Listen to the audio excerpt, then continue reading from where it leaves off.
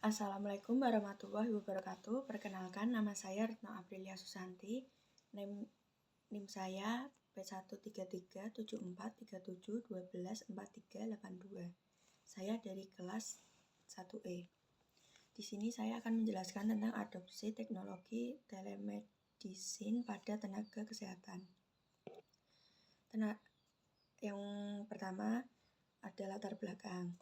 Perkembangan teknologi informasi kesehatan mendorong berbagai pelayanan kesehatan modern, salah satunya adalah telemedicine, yang didefinisikan sebagai pelayanan kesehatan jarak jauh melalui pemanfaatan teknologi informasi untuk memberikan konsultasi dan perawatan masyarakat. Perawatan pasien. Layanan telemedicine dapat meningkatkan efisien dan efektivitas pelayanan kesehatan. Namun, tantangan terbesar dalam pemanfaatan telemedicine adalah tingkat adopsi yang masih rendah. Studi pendahuluan di Jawa Tengah menunjukkan bahwa hanya 21% tenaga kesehatan yang memberikan pelayanan kesehatan melalui telemedicine. Alasan rendahnya adopsi ini termasuk fasilitas pelayanan kesehatan. Tempat mereka bekerja tidak memiliki layanan telemedicine, 58%. Ketidaktahuan cara penggunaan telemedicine, 21%.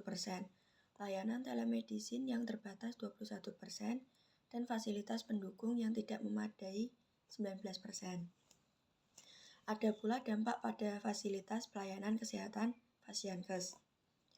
Studi pendahuluan menunjukkan bahwa 58 tenaga kesehatan tidak memberikan pelayanan telemedicine karena fasilitas pelayanan kesehatan tempat mereka bekerja tidak memiliki layanan telemedicine.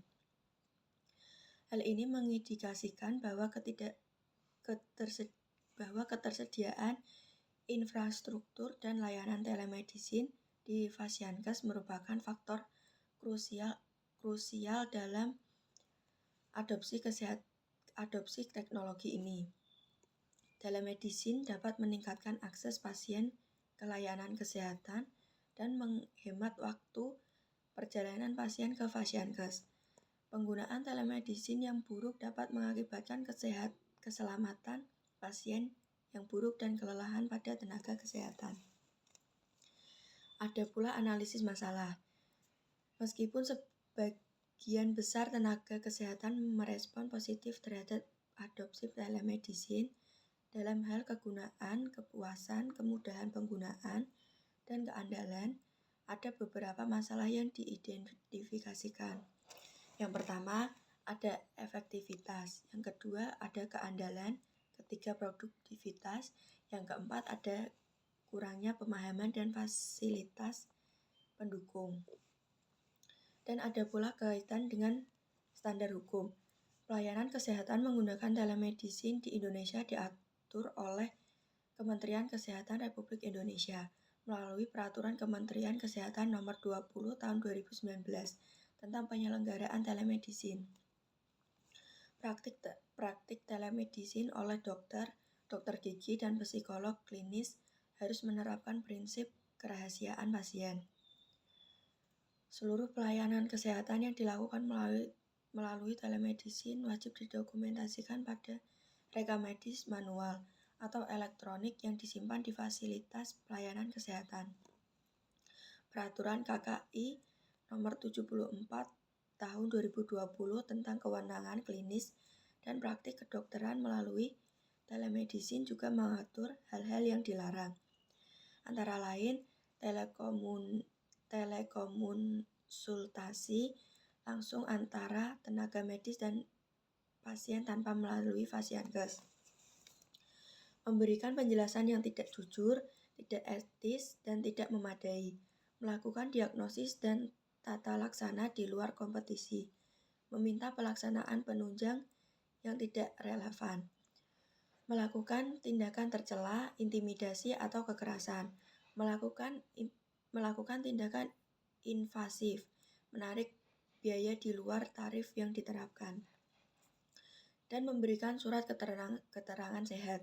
Tenaga kesehatan yang memberikan layanan telemedicine harus melakukan penilaian kelayakan kondisi pasien terlebih dahulu. Dan jika pasien dalam kondisi gawat darurat atau memerlukan tindakan diagnostik atau terapi harus dirujuk ke Fasiankes. Dan ada pula rekomendasi. Yang pertama, peningkatan kualitas interaksi. Yang kedua, melakukan video call dan alat telescreening. Yang ketiga, dukungan teknis. Keempat, instruksi jelas dan FAQ. Kelima, fasilitas pendukung memadai. Keenam, penelitian lanjutan. Dan yang selanjutnya ada kesimpulan. Mayoritas tenaga kesehatan menunjukkan respon positif terhadap adopsi teknologi telemedicine dalam aspek penggunaan, kepuasan, dan kemudahan pengguna. Namun respon negatif mayoritas ditemukan pada aspek efektivitas, di mana tenaga kerja kesehatan merasa tidak dapat melihat pasien seperti bertemu langsung, tidak dapat berbicara dengan pasien dengan mudah, dan telemedicine tidak dapat melakukan pelayanan kesehatan yang diinginkan. Selain itu, respon negatif juga ada pada aspek andalan, seperti telemedicine tidak memberikan pesan kesalahan jelas dan cara memperbaiki masalah, serta kunjungan telemedicine tidak sama dengan kunjungan langsung. Untuk meningkatkan adopsi dan kualitas telemedicine diperlukan peningkatan kualitas interaksi, penggunaan video call dan alat telescreening, serta dukungan teknis dan memadai. Dan yang terakhir ada referensi, yaitu dokumen ini mengacu pada beberapa